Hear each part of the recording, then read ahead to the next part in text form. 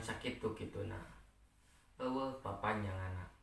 Kuring teu nyaho naon pangna kuring jarang ramah. Kuring ge moal protes, pedah ngaran kuring lain Obama atawa Lionel Messi. Kuring moal protes sabab cek kuring ngaran alus moal aya mangpaatna. Lamun kalakuan mahiwal jeung papalimpang tina bebeneran. Kuring oge moal protes, pedah batur sok nyarabut gelo ka kuring. Padahal cek rasa waras kuring teh. Cek kuring jegjeg kuring teh. Batur wae sok nyebut otak miring atawa kurang saendan ka kuring. Padahal kuring mah ajeg, teu miring, teu sing.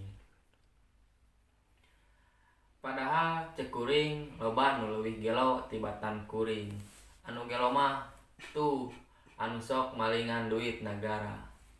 Nu gelo mah tuh anu resep ngagasab harta jeung ngarebut hak rahayat. Nu gelo mah tuh pamimpin anu norek tara ngadenge rahayat anu ngajerit teu bisa dahar. Nu gelo mah tuh pamimpin anu ngahaja meungpeun tina kakayaan rahayatna anu sagala kakurangan. Nu gelo mah tuh pamimpin anu teu bisa mingpin. Nu gelo mah tuh pamimpin anu lakuna lain turutanna. Teu gampang deuleu jadi pamimpin teh. Gede deuleu tanggung jawabna jadi pamimpin mah. Yeuh, teu sagawayah deuleu jadi pamimpin mah. Teu kabeh deuleu bisa jadi pamimpin.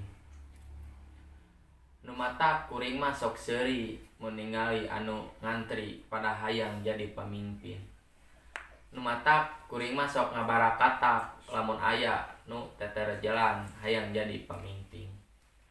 Tah lain teu waras ngaranna lamun kabeh hayang jadi pamimpin. Ieu sing sadar ari hirup geus pada boga hancengan. Moal nya kabeh jadi pamimpin. Lamun batur jadi pamimpin, atuh urang jadi anu dipingpinna. Apan salat ge aya imam, aya anu jadi makmumna. Jadi rahayat ge lamun bener jeung bager mah apan leuwih hade darajatna tibatan pamimpin anu kacrut. Kusabab jadi pamimpin teh lain gawe enteng. Kuring mah teu hayang jadi pamimpin.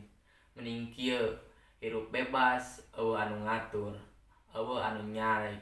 Mending siga kuring, bebas teu kauger ku aturan itu ieu. Nu matak lamun hayang hirup tumaninah, lepas tina sagala kasusah, hayu hirup siga kuring.